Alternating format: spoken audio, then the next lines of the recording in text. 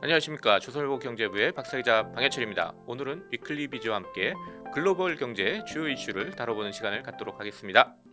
네, 안녕하세요. 이번에 인플레이션 시대에 가격 전가력 있는 기업이 어디인지를 알아본 김지섭입니다.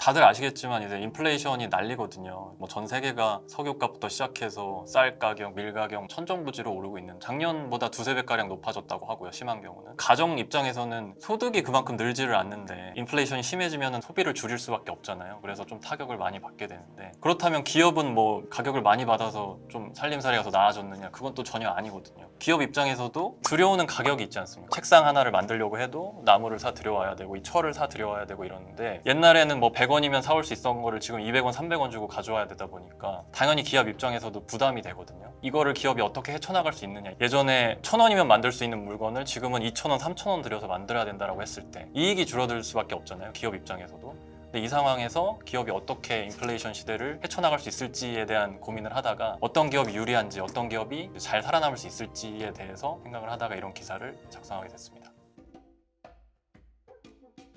누군가한테 우리가 전가한다라고 하는 거의 의미가 한자인데 떠넘긴다라는 의미거든요. 기업 입장에서 이제 100원 들어가던 재료비가 200원, 300원으로 오르게 되면, 기업 입장에서는 재료값이 100원일 때 이익률이 10%였다라고 했을 때 그 10%라는 이익률을 유지를 하려면 내가 판매하는 가격을 올려야 되지 않습니까? 200원, 300원으로 재료비가 올랐으니까요. 기업 입장에서는 그거를 올리기가 쉽지 않다는 거죠. 예를 들어서 이 책상을 파는 브랜드라고 해도 책상 파는 데가 한두 군데가 아니지 않습니까? 한샘이라는 기업에서도 팔고 이케아에서도 팔고 여러 가지 또 가구 브랜드들이 많은데, 이 가격을 우리 회사만 갑자기 올렸을 때 소비자들이 느꼈을 때, 당연히 여러분들이 이제 구매를 하실 때 보통 인터넷에서 최저가 비교해서 구매하시고 이러잖아요. 마트에 가서도 할인하는 걸 주로 찾으시고요. 물론 제품의 퀄리티도 중요하지만 가격도 이제 소비할 때 가장 중요한 요소이기 때문에, 기업 입장에서는 이거 100원, 200원 올랐다고 해서 바로 이어서 가격을 올리는 게 여간 부담스러운 일이 아니거든요. 이거를 이제 올릴 수 있는 힘이 있는 기업이 있거든요. 내가 늘어난 부담을 소비자한테 전가해서 나의 이익률을 유지를 해야 되는데, 그거를 못하는 기업이 있고 할 수 있는 기업이 있거든요. 그 할 수 있는 기업이 그 힘이 강할수록, 가격을 쉽게 떠넘길 수 있을수록 가격 전가력이 높다. 영어로는 프라이싱 파워라고 하는데, 이 프라이싱 파워를 발휘할 수 있는 능력이 훨씬 높다라고 일반적으로 얘기를 합니다.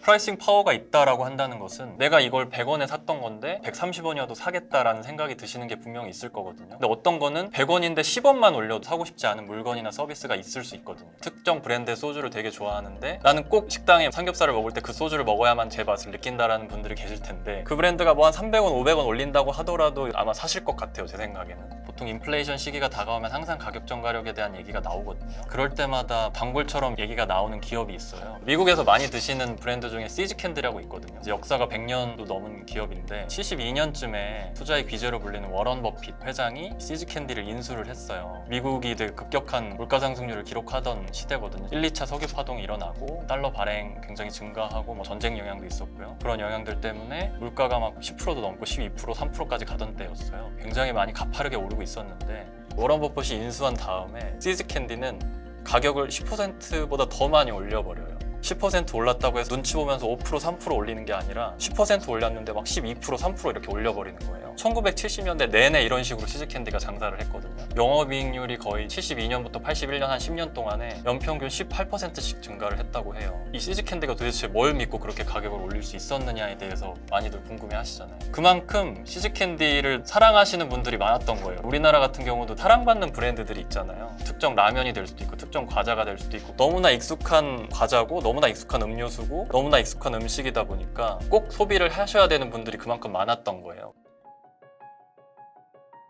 프라이싱 파워 높은 기업들, 대표적으로 떠올리시는 기업들이 많이 해당이 될 거예요. 애플, 테슬라, 코카콜라, 나이키, 이런 것들 전부 다 프라이싱 파워 높은 기업들이거든요. 테슬라 같은 경우는 예약을 해서 1년, 2년 기다려야지 살 수 있는 차잖아요. 인기가 워낙 많기 때문에 테슬라에 대한 충성도가 높고, 전기차를 탄다면 꼭 테슬라를 타야겠다라는 분들은 몇백만 원 올려도 사는 거죠. 이제 나이키도 리셀 되게 많이 하잖아요. 한정판 사가지고 2배까지도 붙여서 판매를 할 정도로 인기가 많은 브랜드니까, 인기 있는 브랜드에 대해서는 좀 가격이 올라도 구매를 하고 싶어하는 분들이 많죠. 이런 기업들은 대표적으로 프라이싱 파워가 높은 기업들입니다. 국내 기업들도 뭐 당연히 당연히 해당이 될 수 있는데요. 보통 마트에 가서 장 보실 때 요새 밀키트 같은 거 많이 드시는데 밀키트 고르실 때 어떤 거 기준으로 고르시는지 사람마다 좀 다르지만 저는 구매할 때 브랜드를 좀 보거든요. 우리 몸에 들어가는 식재료인데 잘 모르는 기업이 만든 밀키트는 좀 피하게 되잖아요. 내가 먹을 건데 약간 신뢰가 가는 기업, 역사가 오래된 기업, 검증받은 기업에서 만든 밀키트를 사고 싶다라는 생각을 하거든요. 브랜드 파워라는 건 사실 추상적인 개념일 수 있는데 그거를 객관화하기 위해서 시장에서는 한 지표를 만들어서 쓰고 있어요. GPM이라는 건데 그러니까 이 책상을 만드는 회사가 있는데 그 한 해의 매출이 1,000억 원이었다라고 했을 때 이 책상을 만드는 데 들어가는 원재료 값이 있잖아요. 그걸 뺐을 때 이익이 얼마나 남았냐를 얘기할 때 매출 총이익률이라는 거를 구해서 쓰거든요. 1,000억 중에 300억을 썼다. 그러면 그 회사의 매출 총이익률은 70%가 되는 거죠. 높으면 높을수록 당연히 그 기업은 원가를 산정하는 데 있어서 휘둘림이 적은 기업이잖아요. 브랜드 파워가 높은 기업이 보통 매출 총이익률도 높은 편이고요. 원가 관리를 잘 하는 기업일 수도 있고요. 그 매출 총이익률이 변동성이 적어야 돼요. 어떨 때는 시장 상황에 따라서 원가 가격이 요동을 치잖아요. 어떨 때는 1,000억 원 중에 원가가 300억이 드는데 어떤 해에는 갑자기 500억이 들고 어떤 해는 갑자기 또 100억이 들고 이러면 굉장히 기업이 많이 요동치는 기업인 거거든요. 그게 일정하게 유지되면서 매출 총이익률도 높은 기업이 보통 브랜드 파워가 있는 기업일 가능성이 높습니다. 기업의 재고율 같은 것도 보실 필요는 있어요.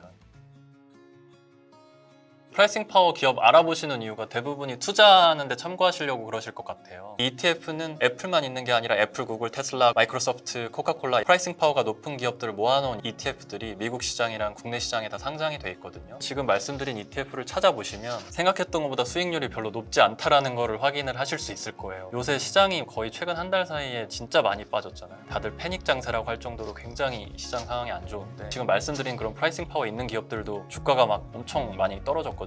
그러다 보니까 프라이싱 파워 있는 기업들도 다 영향을 받아서 같이 시장 전체가 다 다운되는 상황이기 때문에 올해 들어 수익률이나 최근 한 달 수익률이 다 마이너스 구간에 있기는 할 텐데 전체 지수 대비는 수익률이 나은 편이거든요. 전통적인 프라이싱 파워 있는 기업들만 모아놓은 ETF도 있고 프라이싱 파워가 있는 기업 중에 밸류에이션이 조금 낮은 기업들을 선별해 놓은 ETF도 있고 그리고 프라이싱 파워가 있는 기업 중에 배당을 좀 많이 주는 기업들도 있고 그래서 수익률이 약간 보완될 수 있는 선택할 수 있는 그런 종류가 몇 가지 있기 때문에 여러분들 성향이나 생각에 맞춰서 ETF 고르시면 좋은 투자가 되실 수 있지 않을까 생각합니다.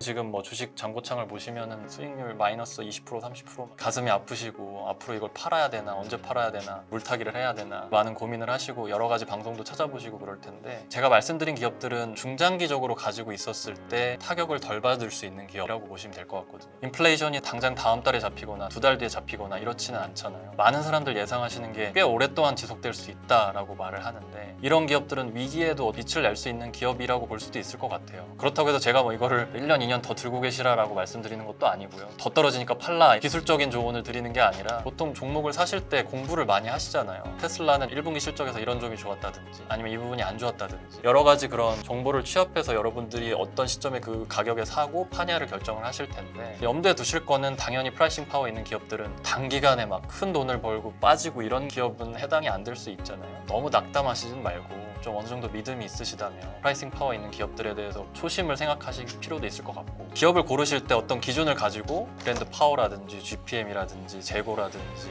그리고 여러 가지 시장 상황들을 고려해서 합리적인 결정을 하셨으면 좋겠습니다. 네, 지금까지 위클리 비즈의 김지섭이었습니다.